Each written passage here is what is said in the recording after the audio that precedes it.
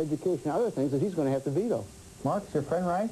Well, Bob is looking at the politics of it. He is. He's absolutely right. George Bush, of course, in this plan, ignored the two biggest problems, Al, how to pay for it, how we're going to come up with this for the tax credits and the vouchers, and secondly, how you're going to cap costs except on those on Medicaid who are poor people. But the reality of it is it's beyond George Bush's control. I mean, even Bob Novak has to acknowledge that. A former guest on this show, Harris Wofford, Pennsylvania, won a Senate race last fall. It changed the dynamic of the political world. George Bush didn't want to come up with a health bill. You put it on the American political agenda. It's there. Everybody's got to have it. It's a factor in the Democratic debate. It's a factor in the, it'll be a factor in the national election. Craig Fuller, Bob Novak says it's bad politics. Mark Shields says it's bad substance. No adequate cost controls. What do you think? Bum raps. I think George Bush has come forward with a health care plan that shows how we're going to get the 37 million Americans who are uninsured insured down to, by their plan in 5 years, almost 98% of the American people. That's a good plan. It relies on what works in this country. A president has to go forward with something that's real, something that works. George Bush did it. As to the financing mechanism, they produced 38 pages of options for financing it. They know they have to work with Congress. Bob is right. We're not going to get legislation this year out of a democratically controlled Congress, but the president has a plan he can work with all year long.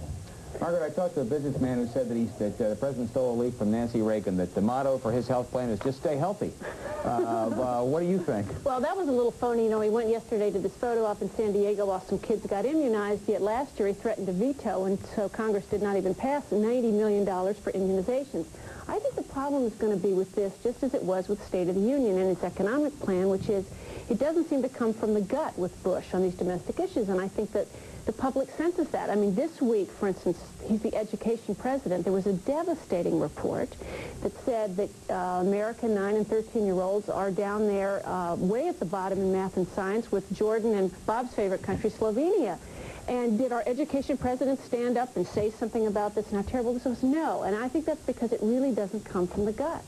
Do you all think there'll be a health care bill passed in this Congress? No, I think a Democratic president elected in November will probably make it a first priority. Stop making commercials. That's sickening. Let me say one thing about health. Let me say one thing about health care. It's sickening. Health is sickening. No, let me say one thing about health care. That the Democratic, all the Democratic proposals are going to cost a lot of taxpayers money, and they're modeled on Canada, which is a disaster. The Canadian health plan is in ruins. They're going to have to go to rationing. That's what, Craig, you're an advisor. Why don't you tell the president to bash the Democrats instead of putting out these piddling little programs that that they say, oh, it's too little, too late. The program's better. The program's better than you think, and the Democratic leadership is talking about controlling costs by taking the health care program out of the market system and giving it to government. Nobody out there believes that you can give the program over to government and hold down costs. All right, Mark. One question, Bob Novak. Who has a longer life expectancy and a lower infant mortality, the United States or Canada?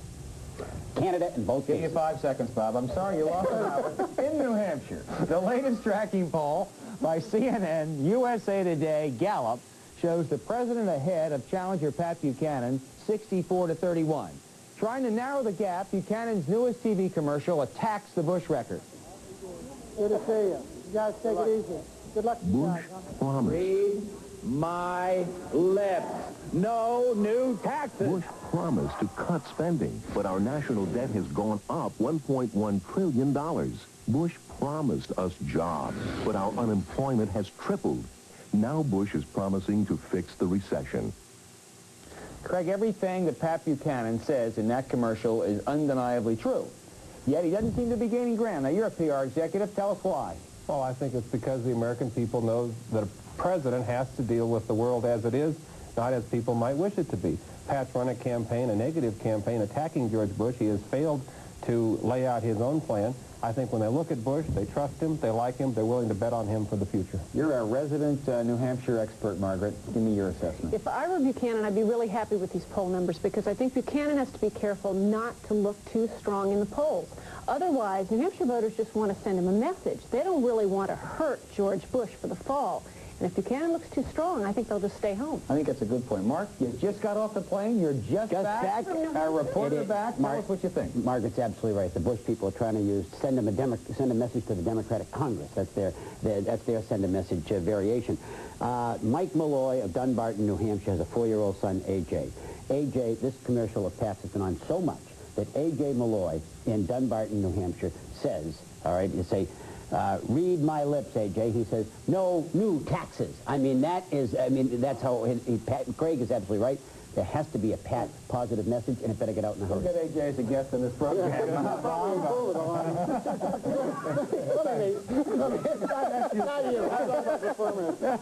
me make a couple of points. Number one, the negative campaigning is being done by the commercial. Pat is on a positive plane, and in fact, Pat gave his program in a speech at a town meeting in Manchester last Sunday, which is really one of the best political speeches I've ever heard. I think it ranks with the Reagan 1964 speech. It's better than any of the Democrats going, a lot better than Bush. Finally, I think you know, Craig, that the tracking numbers are not that good. There's a lot of tracking numbers that show the president coming down a little bit right now. So I think the Bush people are worried about Buchanan because he's going to start inching up to that 40% mark. Okay, we're going to come back to New Hampshire. Craig Fuller and the gang will be back with Clinton bashing in New Hampshire and America bashing in Japan.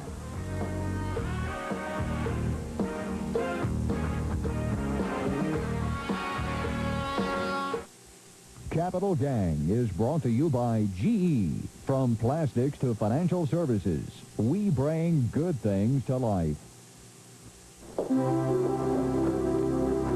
Imagine your refrigerator with bigger door shelves for bigger bottles, with leftovers left in quick-serve trays for leftover space, more space, nearly 27 cubic feet, and a door in the door for things you use more. Imagine GE's Space Center 27.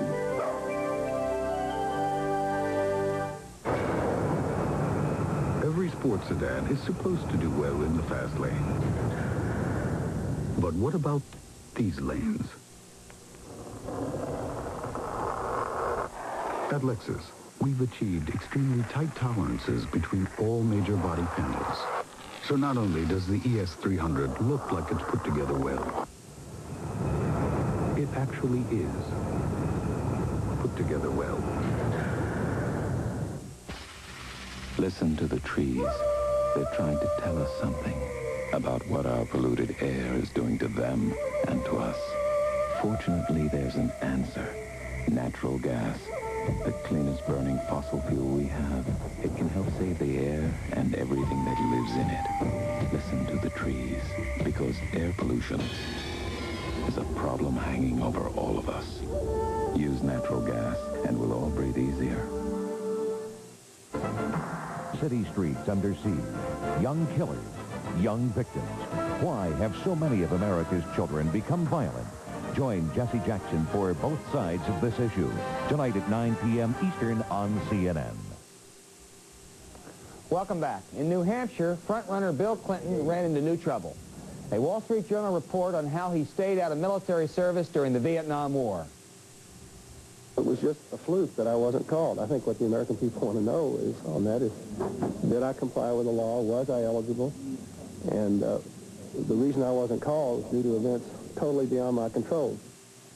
Two of Clinton's Democratic pursuers, both veterans, opened fire.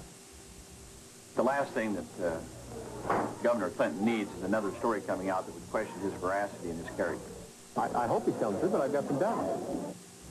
The latest tracking from CNN, USA Today, Gallup, shows Clinton still ahead in New Hampshire, but slipping a little, with 34% to 26% for Paul Tsongas and 13% for Bob Kerrey.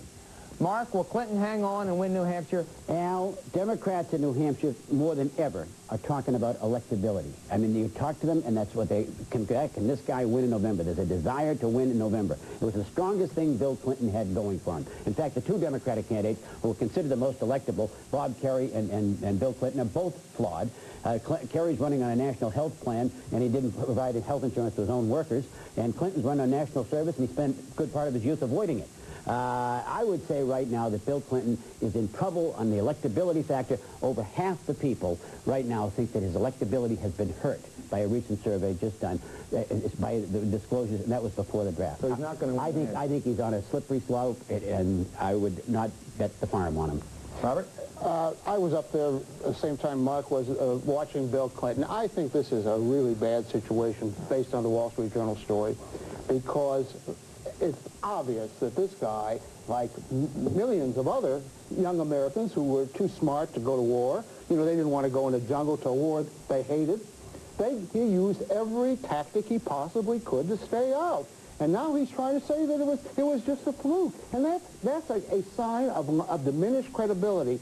The sex things, I was on Clinton's side. I thought he was ruined. But on top of that, you've got this other situation where he does not seem credible. So the Democrats are in a lot of trouble. If he wins New Hampshire, does he go on through Super Tuesday? Do you have a flawed candidate? If he loses New Hampshire, Paul Tsongas probably wins it. Wouldn't you say that? He's certainly in a position right now. And I think the idea of Paul Tsongas being nominated, I think he's a very nice man, I think is a little bit hard to conjure up. Let me just jump in because it was our story. I agree with you. Bill Clinton did not do anything illegal. Moreover, there were most young Americans at that time who were in his income and education background did exactly what he did. They tried to find some way to avoid service. The problem is that he won't admit that this ROTC program that he joined was a ruse. That's what got him out of Vietnam, not events beyond his control. I think if he would just say it, which he could do, it's too late now. That's the problem. I think Margaret? it's very much like the way he handled the Jennifer Flowers allegations. It's the Slick Willie problem. Instead of coming forward and saying, okay, I had a couple of affairs, we had a bad patch in our marriage, we've recovered, we've put it together. It was all this sort of winking, well, everyone knows what we're talking about, and so on. And I think here, he's not really leveling, and I think it is undermining it. No, I don't think he did. See, I think he leveled on the first, and I think you're trying to hang him up on technicalities on the second. And I suspect that while Democrats may be getting a little weak-kneed about their front-runner is doing better with the voters than you suspect. Yeah. I think he'll come out of New Hampshire with a win, and as a stronger candidate for having stood up to these two attacks, going to get the nomination. Well, the one thing Bush wants to run against Clinton. Look, I just call him as I see him. Where's Mario? You see, the thing is that the Democrats cannot imagine, the politicians cannot imagine. Bill Clinton is by, I got to say this, he is by far the best Democratic candidate up there. I mean, he is a real smooth article. He's smart. He's interesting. He looks good. They can't see how he can survive this. And the point of the matter is, he says he didn't know, for example, when he dropped out of the ROTC program, that there were no more draft calls for the rest of that year. Oh, come on. Give me a break. Everybody knew the lottery was coming. I was in college then. Everyone. It was announced by the Pentagon. He is, Bob's absolutely right. He is a natural. I mean, he's a great candidate. He is a great candidate. He's got quick smile, quick intelligence. He's great at retailing. He's great at wholesaling. He gives a good speech. He's big. He's handsome. But I'll tell you, I mean, the thing that's really got people worried is that this, you can knock the earlier stories, but there's a gender gap developing, and older women are moving away from Clinton. And if that's the case, I mean, Democrats have never done well in recent years with white American males. I mean, if you start losing white American females as well, those samples blowout city. Small, Mark, you have to be very skeptical of that. I think the one thing we agree on is that this is, once again, New Hampshire's make or break. If Bill Clinton wins the New Hampshire primary, he has got to be the overwhelming favorite to win the nomination. If he loses New Hampshire, his candidacy may well be doomed. It's sort of extraordinary, this small state once again. Next on Capital Gang, more nagging from Tokyo.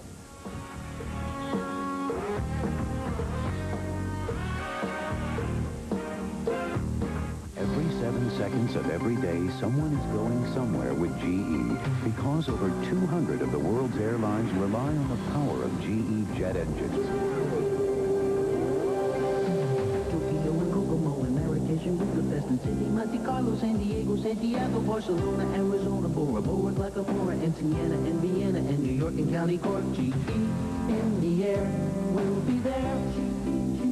And since every year more and more people are going to more and more places, GE has developed the jet engine of the future, the GE90. More powerful, more fuel efficient, cleaner, and quieter than any jet engine ever made. St. Petersburg in Uruguay, and Malibu in Paraguay, and Rome and Santa Fe, and Cincinnati, and LA, and there is Canada, and Malaga, and Rimini, and Rimini, New Delhi, Kansas City, and a time without a penny. GE in the air. Coming every 7 seconds to an airport near you.